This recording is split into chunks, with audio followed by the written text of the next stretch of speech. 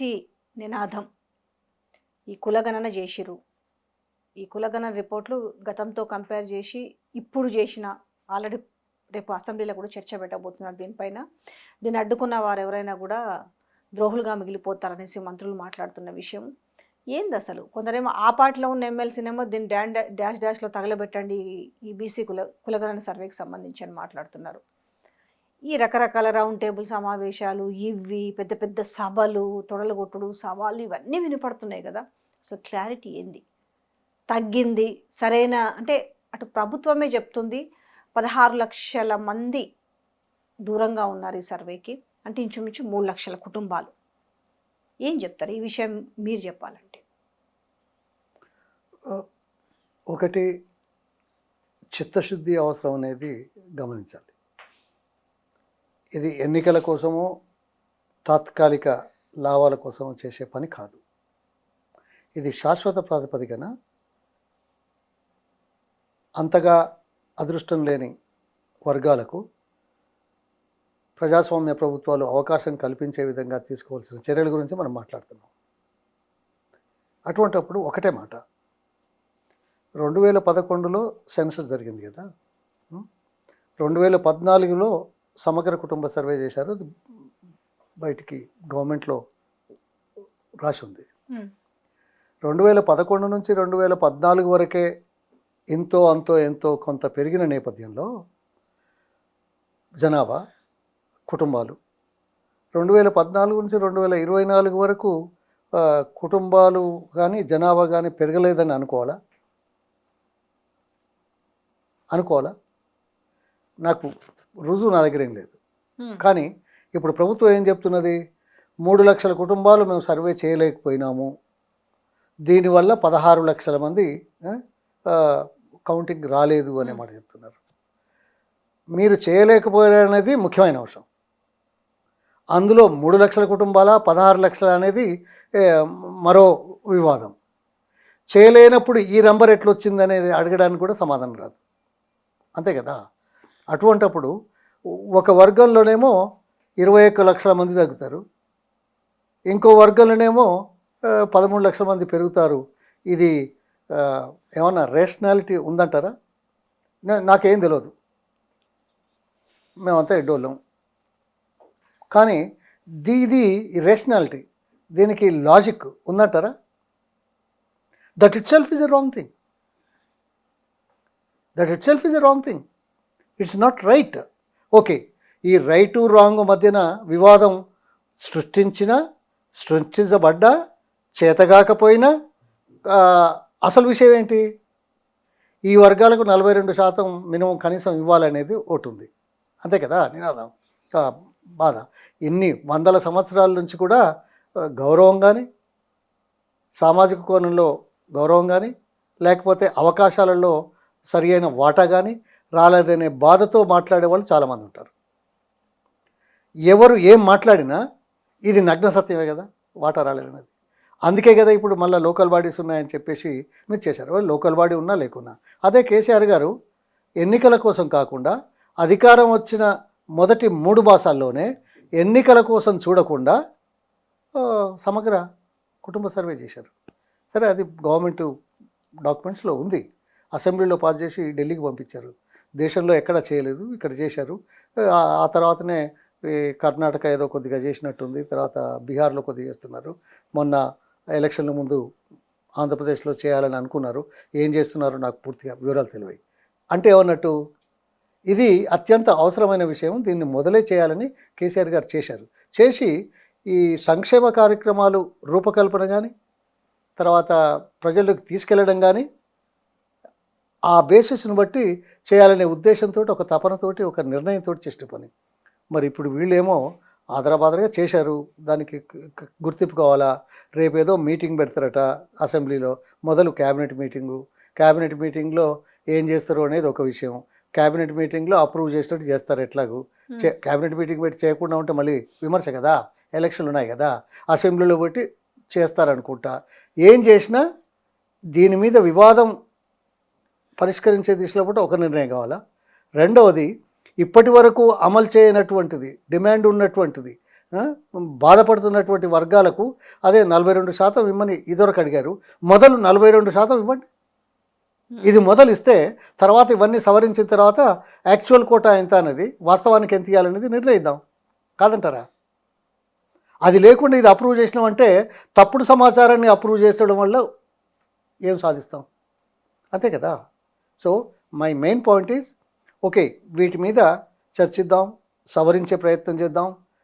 ఎవరు ఏం చేసినా ఆ, లాభం చెందే విధంగా, గౌరవం పొందే విధంగా ఒక తగిన నిర్ణయం 42% వెంటనే అసెంబ్లీలో అప్రూవ్ చేయండి అనేది నేనంటాను. వివాదాల జోలికి పోయి వివాదాల నేపథ్యంలో అసలు ఈ రిజర్వేషన్ పెంచలేకపోయామని చెప్పేటువంటి అవకాశం ఉండకూడదు. చేస్తారా? చేస్తే సంతోషిస్తాం. అయితే ఇక్కడ సంఖ్య కూడా తగ్గించినట్టుగా అనిపిస్తుంది కదా. అంటే వాళ్ళు ఇచ్చిన నివేదిక ప్రకారం చూసుకుంటే గతంలో ఉన్న దానికి, అంటే 14లో చేసిన సెన్సస్ కావచ్చు, ఇప్పుడు చేసిన దాని మీద నివేదిక బయట పెట్టింది. దాంట్లో ఆల్మోస్ట్ ఒక 20 లక్షలకు పైచీలకు తగ్గిన వ్యవహారం కనిపిస్తుంది కదా. ఒక కమ్యూనిటీలో 21 లక్షలు, 50 సగటున 50% అనుకుందాం, 46, 52, 51. అంటే మొత్తం రాష్ట్రంలో అదే రీతిలో 40 లక్షలు తగ్గాలి కదా. 50% సుమారుగా ఉన్న ప్రజల్లో 21 లక్షలు తగ్గితే మొత్తం 100% జనాభాలో ఎంత తగ్గాలి? లాజికా కాదా? అంటే లెక్క తప్పులు తడకనా? అదే కదా, అది వివాదం చేస్తున్నారు. ఎట్లా తగ్గుతుంది అసలు? అంటే చచ్చిపోయినా కూడా పుట్టుక కూడా ఉంటుంది కదా. పుట్టుక ఉంటుంది, అన్నీ ఉన్నాయి. ఇంతగానం తగ్గింది అంటే మొత్తం జనాభా తగ్గాలి, వర్గాలకు సంబంధం లేదు. జనాభా తగ్గితే మొత్తం అన్ని వర్గాలలో కలిపి జనాభా తగ్గాల. కేవలం ఒక దాంట్లోనే ఎందుకు తగ్గుతుంది అనే దానికి సమాధానం ఎవరు చెప్తారు?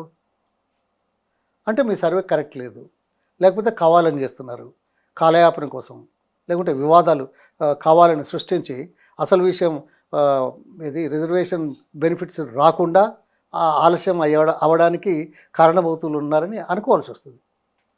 అంతే కదా. ఆబ్వియస్లీ ఎన్నడన్నా ఈ దేశంలో ఏదైనా ప్రాంతంలో జనాభా తగ్గిందా? ఏ 10 సంవత్సరాల్లోనైనా తగ్గిందా? కాకపోతే గ్రోత్ రేట్ తగ్గుతుంది. ఇప్పుడు మన సౌత్లో గ్రోత్ రేట్ తగ్గుతున్నది, నార్త్లో గ్రోత్ రేటు ఎక్కువ ఉంది. అందుకే కదా 1 నేషన్ 1 ఎలక్షన్ తోటి వస్తే మళ్ళీ సౌత్ను ఇది చేస్తారు, ఎక్కువ మా పార్లమెంట్ సభ్యులు ఆ ప్రాంతం నుంచి వస్తారనే కదా. దాని మీదనే వివాదం కదా ఇప్పుడు. అందులో ఇదొక వివాదం మళ్ళీ. చూడండి, మీరే ఆలోచించండి. ఈ బీసీ నినాదము తోటి రోజు ఏర్పడుతున్న సభలు కావచ్చు, సమావేశాలు కావచ్చు, ఒక అగ్రెసివ్ మాటల నేపథ్యము, మీరే బికారులు, మా దగ్గర మస్తు పైసలు ఉన్నాయి, మేము టీఆర్ఎస్ పార్టీని కూడా ఇప్పుడు కొంటామనే లాంటి మాటలు. అంటే ఒక పార్టీలో ఒక ఎమ్మెల్సీ అయ్యుండి, అంటే పార్టీలో ఎవరైనా నడిపిస్తున్న వ్యవహారమా లేదు అని అంటే అట్లా మితిమీరి మాట్లాడుతుంటే పార్టీల లోపల కూడా చర్యలు లేకపోవడం కావచ్చు. ఇట్లా ఓసీలపై ఈరోజు మాట్లాడుతున్న మాటలు, అంటే ఎట్లా పడితే అట్లా ఆ మాటలను ఎట్లా చూడవచ్చు? ఈ బీసీ నినాదం అనేది ఈరోజు ఒక మళ్ళీ ప్రజలని అంటే అమాయకులను చేసి బురిడి కొట్టించడానికి మళ్ళీ తెరపైకి కొత్త శక్తులు వస్తున్నాయన్న మాటలు కూడా వినిపిస్తున్నాయి. ఇక్కడ ఒకటి, ఇవి రాజకీయ ఎత్తుగడలు అన్ని కోణాల్లో అన్ని సందర్భాల్లో ఉంటాయనేది మనం ఒప్పుకోవాల్సిన అవసరం.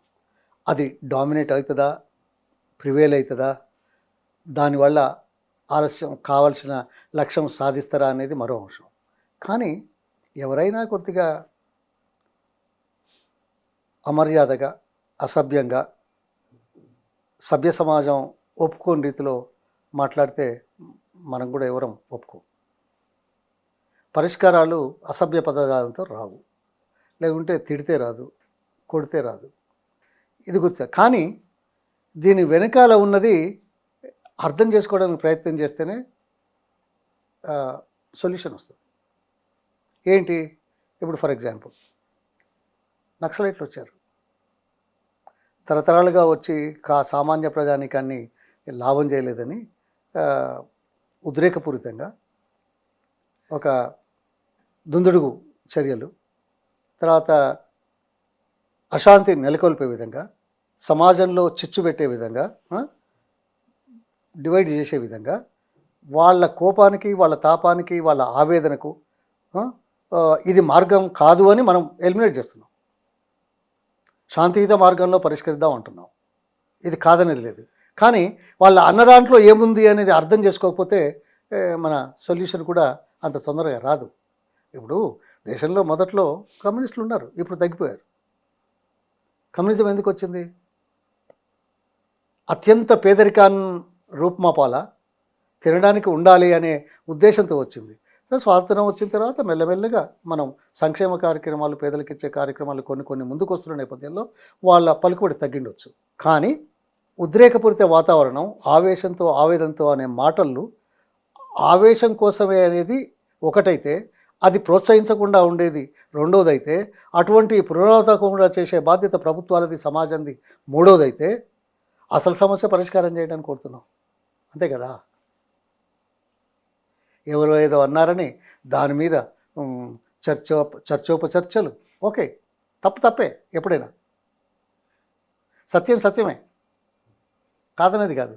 కానీ సమస్య పరిష్కారానికి ఏం చేయాలనే దాని మీద దృష్టి కేంద్రీకరించాలన్న పెద్దలు సమస్య పరిష్కారం కోసం కాకుండా వివాదాల విషయంలో ఎక్కువ శ్రద్ధ వహించి అసలు సమస్య పరిష్కారం కాకుండా పెండింగ్లో ఉంచే విధంగా చేసే నాటకాలు అనొచ్చు, డ్రామాలు అనొచ్చు, ఎత్తుగడలు అనొచ్చు, రాజకీయాలు అనొచ్చు, ఇవన్నీ సహించేది లేదు. మేము చేయమని కోరుతున్నాం అంతే. ఎంతవరకు ఇంప్లిమెంటేషన్ జరగవచ్చు? అంటే ఎప్పటి నుంచో జరుగుతున్న ఈ బీసీ నినాదం కాస్త రాబోయే మళ్ళీ 28 కావచ్చు, 29 కావచ్చు, 27 కావచ్చు, ఎప్పుడైనా రాని ఎలక్షన్స్ కానీ ఈసారి ఎట్లాంటి రిఫ్లెక్షన్ చూపించబోయే అవకాశం ఉండొచ్చు?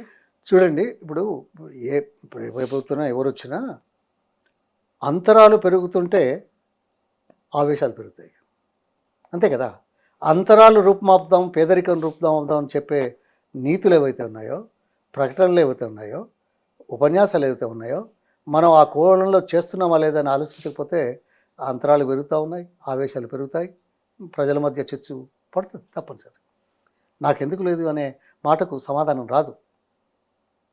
I don't know whether I'm making it clear or not. ఏమంటున్నారంటే ఐక్యత అనేది లేకపోవడం వల్ల కూడా ఒక ప్రాబ్లం అవుతుంది. అంటే ప్రతిసారి కూడా ఎలక్షన్స్ అప్పుడు మనం గట్టిగా వింటుంటాము అంటే బీసీ నినాదానికి సంబంధించి, కానీ బీసీలలోనే ఒక ఐక్యత లేకపోవడము అనే దాని మీదనే. అయితే అడిగిన వాళ్ళకి ఐక్యత లేదని సపరేట్ కూకుందామా? అందాదా బాగున్నారే, అడగడానికి ఆస్కారం ఎందుకు వచ్చింది అని ఆలోచించాలి అవుతా. మనం అందరి గురించి ఆలోచించాలి కదా. అటువంటిప్పుడు వాళ్ళ ఐక్యత లేదు కాబట్టి రాలేదని మనం సంతృప్తి పొందుదామా, లేకుంటే వాళ్ళ బలహీనతను చూసి మరింత క్యాపిటలైజ్ చేద్దామా? చెప్పండి. కాదు కదా. మన ఉద్దేశం ఏంది? అందరికీ గౌరవం, సమాన అవకాశాలు. ఆ దిశలో మనం ఎంతవరకు చేస్తున్నాం అనేది విశ్లేషణ చేసుకోకపోతే మనం రాజకీయంలో ఉండడమే తప్పు, సమాజం ముందుకు రావడమే తప్పు.